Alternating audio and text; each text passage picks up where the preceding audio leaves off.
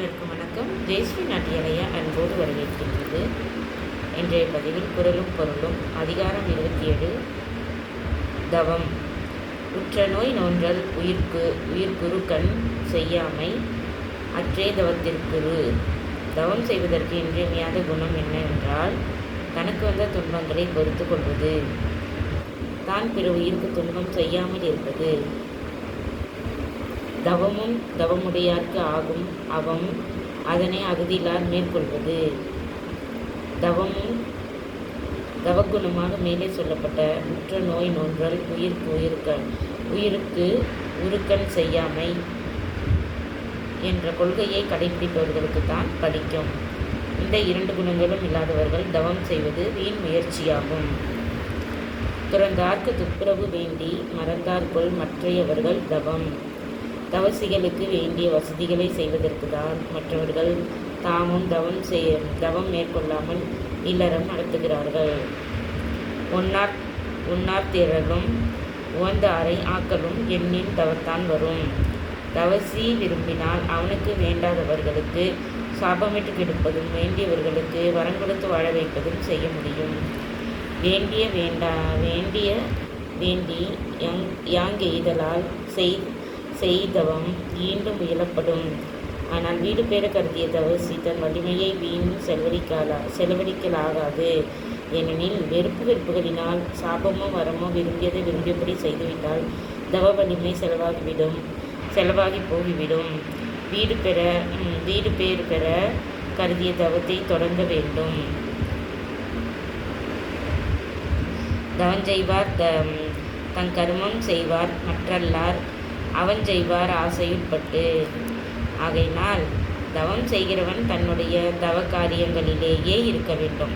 அப்படியின்றி விருப்பு வெறுப்புகளை மேற்கொள்கிறவன் மீண்டும் உலக ஆசைகளில் சிக்கிக்கொண்டு தவத்துக்கு கேடு செய்கிறவன். சுடச்சுடரும் பொன் போல் ஒளிவிடும் துன்பம் சுடச்சுடர்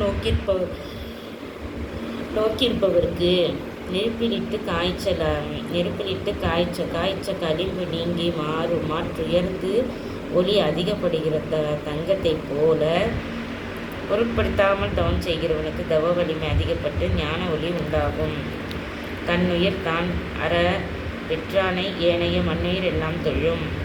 தன்னுயிர் பெரிது என்ற ஆசையும் தான் பெரியவன் என்ற அகங்காரமும் முற்றும் அற்றுப்போன தவசி உலகத்தில் உள்ள எல்லாராலும் வணங்கத்தக்கவன். கூற்றம் குதித்தலும் கைகூடும் நோற்றலின் ஆற்றல் தலைப்பட்டவர்க்கு. அப்படிப்பட்ட தவசிகள் யமவாதை இன்றி நினைத்த மாத்திரத்தில் உடலை விடக்கூடியவர்கள். தவ வலிமை மிகுந்தவர்களுக்கு யமவாதனைகளை வெல்வதும் சித்திக்கும். இலர் பலராகிய காரணம் நோற்பர், சிலர் பலர் நூலாதவர். அப்படி சித்தி பெற்றவர்களை நாம் அதிகம் காண்பதில்லையே எனில் அப்படிப்பட்டவர்கள் பல பேர் உலகத்தில் இல்லை என்பதற்கு காரணம் துறவு பூண்டு தவம் செய்வதாக சொல்லுகின்றவர்களிலும் கூட மேற்சொன்ன முறையில் சரியான தவம் செய்கிறவர்கள் வெகு சிலரே. அப்படி செய்யாத துறவிகளே பெரும்பான்மையோர். இப்படியாக தவத்தின் வலிமையை பற்றி 27ஆம் அதிகாரத்தில் தெய்வப்புலவர் திருவள்ளுவர் வழங்கியுள்ளார். குழந்தைகளே, அனைவரும் குரலும் பொருளும் பகுதியை கண்டு அதன்படி வாழ்நாளில் அறநெறி தவறாது நடந்து பேரும் புகழும் பெற்று வளமுடன் வாழ நல்வாழ்த்துக்கள். வாழ்க மையகம் வாழ்க வளமுடன். ஓம் சாந்தி சாந்தி சாந்தி. எங்கள் நாட்டியாலயாவில் தையல், இசை, நடனம், யோகா, வயலின் பயிற்சிகள் அனைத்தும் சிறந்த முறையில் பயிற்சி கொடுத்து வருகின்றோம். 5 வயது முதல் 60 வயது வரை அனைத்து வகுப்பினருக்கும் வயதினருக்கும் ஆர்வமுடையவர்களுக்கு பயிற்சி நல்ல முறையில் கொடுத்து வருகின்றோம். விருப்பமுடையவர்கள் எங்கள் தொடர்பு கொண்டு விவரம் தெரிந்து பயிற்சியில் சேர்ந்து பயன்பெற்று நலமுடன் வாழ நல்வாழ்த்துக்கள் அன்புடன் அழைக்கின்றோம்.